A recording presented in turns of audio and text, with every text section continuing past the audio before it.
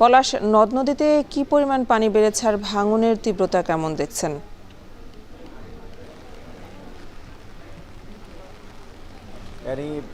পাহাড়ি ঢল এবং টানা যে বৃষ্টি সেই বৃষ্টির কারণে কিন্তু কুষ্টিয়ার পদ্মা এবং যে গড়াই নদীতে কিন্তু যে পানি কিন্তু বৃদ্ধি পেয়েছে এবং আজকেও কিন্তু কুষ্টিয়ার হার্ডিং যে ব্রিজ পয়েন্টে সেখানে 10.75 মিটার কিন্তু পানি প্রবাহিত হচ্ছে, যা বিপদসীমার 3 যে মিটার নিচ দিয়ে কিন্তু প্রবাহিত হচ্ছে। এবং দেখছেন যে এতে কিন্তু পানি বাড়ার সাথে সাথে কিন্তু কুষ্টিয়ার পদ্মা এবং গড়াই নদীতে যে 28টি পয়েন্টে কিন্তু এর মধ্যে 21 কিলোমিটার যে এলাকার কিন্তু বিভিন্ন পয়েন্টে কিন্তু যে ভাঙন দেখা দিয়েছে। ঠিক কুষ্টিয়ার দৌলতপুরের যে কলদিয়ার, মাঝদিয়ার সহ ফয়জুল্লাহপুর সহ অন্যান্য যে মরিচা ইউনিয়নের বিভিন্ন এলাকা সেখানে কিন্তু ভাঙন এরই মধ্যে দেখা দিয়েছে এবং পানি উন্নয়ন বোর্ডের পক্ষ থেকে কিন্তু সেই এলাকাগুলোতে কিন্তু যে জিও ব্যাগ ফেলে কিন্তু আসলে নিয়ন্ত্রণের চেষ্টা করছেন। ঠিক আমি এখন রয়েছে কুষ্টিয়ার যে কয়া ইউনিয়নের ঘোড়াইঘাট যে এলাকা, ঠিক এখানেও দেখছেন যে এই যে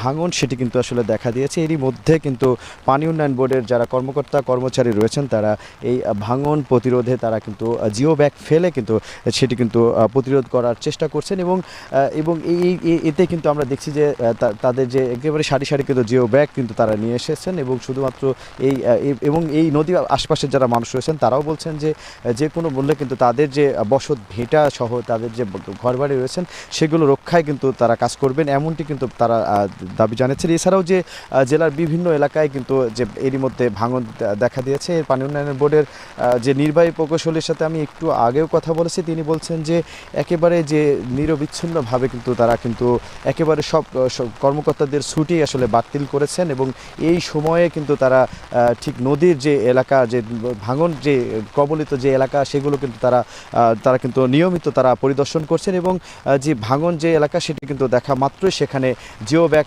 ফেলে কিন্তু সেটি কিন্তু রোধ করছেন। এরকমটি রয়েছে। এবং একটু বলে রাখি যে এই যে পানি বাড়ার কারণে কিন্তু আতঙ্ক ছড়িয়েছে নদী তীরবর্তী যে এলাকা, সেই এলাকাগুলোতে কিন্তু যে সেখানে কিন্তু যে আতঙ্ক ছড়িয়েছে এবং তারাও যে নদী পাড়ে যারা বাসিন্দা রয়েছেন তারা বলছেন যে এইরকমটি আসলে রয়েছে। একটু বলে রাখি যে একটু আগেও কিন্তু থেমে প্রতি মুহূর্তে কিন্তু যে থেমে সেই বৃষ্টি সেটি কিন্তু আসলে হচ্ছে। এই ছিল আমার কাছ থেকে কুষ্টিয়া থেকে আনি। কুষ্টিয়ার নদী ভাঙন নিয়ে জানাচ্ছিলেন সহকর্মী মেজবাউদ্দিন পলাশ।